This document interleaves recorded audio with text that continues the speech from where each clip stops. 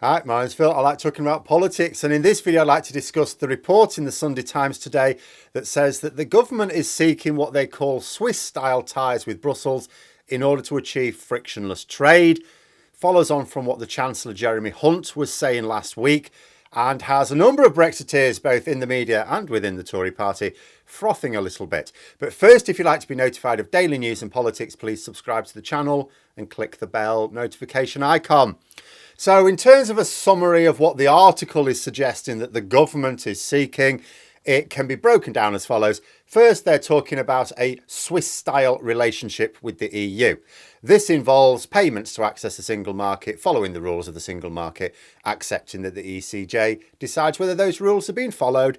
But Switzerland is not in a customs union or a member of the EU. Second, the government says it can achieve this, the frictionless trade, without accepting freedom of movement. Third, the government reckon this process would take about 10 years to complete, so they're not in any great hurry. In reality, this would be a practical timescale because not enough target voters and certainly not enough people within their party are ready for this yet. So incremental steps would be the only way, to be fair. But it solidifies the policy change that was alluded to that I was discussing a couple of days ago. The government, if they are pursuing this, that's still a big if, have flipped from accepting unwieldy trade barriers with our most important export market and an attempt to develop other markets to compensate. I mean, this is not even hypothetically possible. And, you know, if the government are following this, again, now that's that if, Sunak will once again be showing that he can't be asked chasing unicorns. Now, don't get me wrong, the policy is still one of ignorant Cachism, you know, unfettered access to the single market, no freedom of movement. But the aims are at least pragmatic. Now, before I go over what I see as the trajectory to this, I am going to have to point out the article doesn't quote government ministers, and that when asked, the government have officially denied that they are planning this Swiss-style arrangement.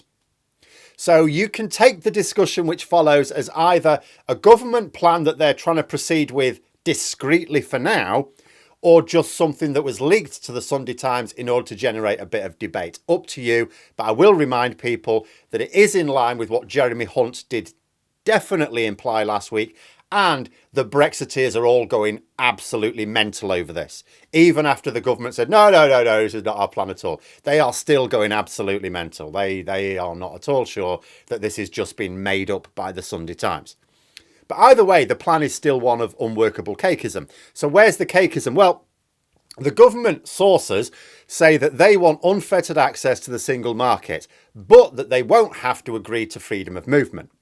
The article suggests that the government accept that the EU will not grant this readily, but that they would eventually because it's in everyone's interests. Now, I don't rule out the fact that the government aren't really ignorant, that they're just trying to claim they can deliver something that they know is impossible in order to wait for public opinion to shift. But let me explain why it is impossible. So the flowchart's fairly straightforward. I'm not going to show you a flowchart, but you imagine the flowchart's fairly straightforward. The government are saying that frictionless trade with the EU is desirable. Swiss-style ties with Brussels is the loosest way you can get that access, because it would mean joining the single market, but it doesn't mean joining the customs union. It doesn't mean joining the EU. You know, the Tories say they can get this without freedom of movement. Now, think about the process of trading. So if we're talking about trading goods, those goods have to physically move across the border. Well, who moves them across the border? People. The people go along with the box. They drive the box across. If the people don't have the freedom to move across that border without someone checking that they're properly licensed and otherwise permitted to enter that market, then how are you going to get it there? Catapult it across the channel? You know, so if you can't have people deliver the goods with frictionless, seamless movement, you do not have frictionless trade, because even if the box isn't being checked, the person delivering the box is. Their lorry is. Is their lorry allowed in this country? Does their lorry meet the requirements of the road regulations of the single market? Does the person's license work in the single market? All of these things have to be checked. That's friction. So then you think, well, what about services? We're mostly a service-driven economy anyway. Well, that means people being able to move across those borders, not even with a box, a backpack or a suitcase maybe, in order to deliver those services. Can't be done remotely, not all of it anyway. That means freedom of movement, you know. Oh, can you come over and deliver some training in our Dutch office tomorrow? Yeah, I'll get straight there. That's what you need. Otherwise, it's not frictionless trade. So you need freedom of movement. In fact, the entire concept of the single market is based upon 4 freedom pillars, of which freedom of movement is one of them. It's essential. Without it, the whole thing comes crashing down. You know, in fact, whenever you have 2 markets anywhere, there's always friction to trade. Unfettered trade is only possible when both the seller and the buyer of the goods or services are inside the same market. You know, there is not only no instance of unfettered trade between any 2 markets on earth, but there's no model for achieving it either, not even hypothetically. If there were, the Brexiteers would be shoving it in our faces on a daily basis. More importantly, the government would have used it as the basis for their negotiations for the Trade and Cooperation Agreement in 2020. But they didn't. It doesn't exist, which is why we've never heard of it. But the governments say they can get it without freedom of movement. Oh, can we see your plan then? Oh, no, we don't have a plan. All right then. But let's say they can't. But let's move on. So they are saying that frictionless trade with the EU is worth pursuing. Why is that? It can only be because our economy is constrained without it. As I said on Friday, Hunt was asked if Brexit was limiting the capacity of our economy to grow, and he responded that frictionless trade with the EU would definitely be useful for growth. So the government will now pursue frictionless trade. Whether they want to admit it or not, they will pursue it. It doesn't matter that they are not pursuing a credible plan to achieve it. That doesn't matter. It's politically impossible for them to do that right now anyway. That doesn't matter. It's irrelevant. There will be debates about why it's good. The aim is the important thing here. At some point, people will demand frictionless trade. At some point, frictionless trade will be the thing we should have. When the economy is failing, why shouldn't we have the thing that will boost economic growth? But the only way to get it is to agree to join the single market with everything that entails. The only way to do that is to accept freedom of movement. So let's have our freedom of movement back, people will say. It will boost the economy and, you know, and it will stop me looking like a right tit in a massive queue at Spanish airports while my dickhead friend with her Irish passport waltzes straight through. I'm all for it. Bingo, single market.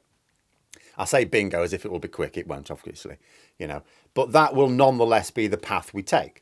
In whatever timescale, that is the inevitable path. Now that the government are talking up, even if it's on the quiet, the benefits of trade with the EU, instead of pretending that we can compensate with more trade elsewhere, which is bollocks and not happening anyway, we are much closer to a more mature political discourse. We're still not there yet.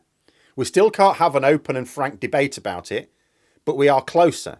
And that puts us closer to rejoining the single market, because the only conclusion to a mature and frank debate is to rejoin. So far, the public have been starved of serious debate on Brexit. It's been shut down. And yet public opinion has still turned against the concept.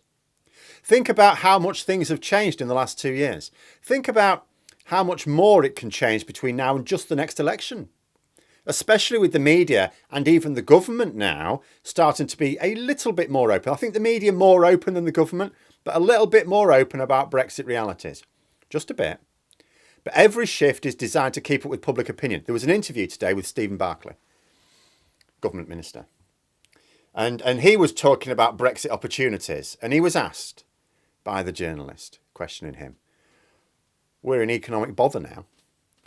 If there was ever a time for the Brexit opportunities to reveal themselves, isn't it now? Where are they? Why aren't we using them in our moment of direst need? And this sort of thing is going to carry on being asked, isn't it? This sort of thing, the public are going to start asking themselves. You know, so there will be a shift. Only a bit at a time, but every shift is going to it's designed to keep up with public opinion from the point of view of the media, because they need to keep step with the public opinion. But it's also helping public opinion move on. So let's say we get to a place where we have to join the single market. People want that frictionless trade. All the attempts to get it without freedom of movement fail because it's nonsense. So we say, well, what's so bad about freedom of movement anyway? Sod it, we want to join the single market. And then we'll be following EU rules, and it's the ECJ who decide if we're following the rules properly. When we accept that, what reason is there not to join the EU proper? Yes, there are some countries quite happy to be in the single market, but not the EU. But those are smaller countries who would have much less influence than we would in the EU. You know, we are a massive economy.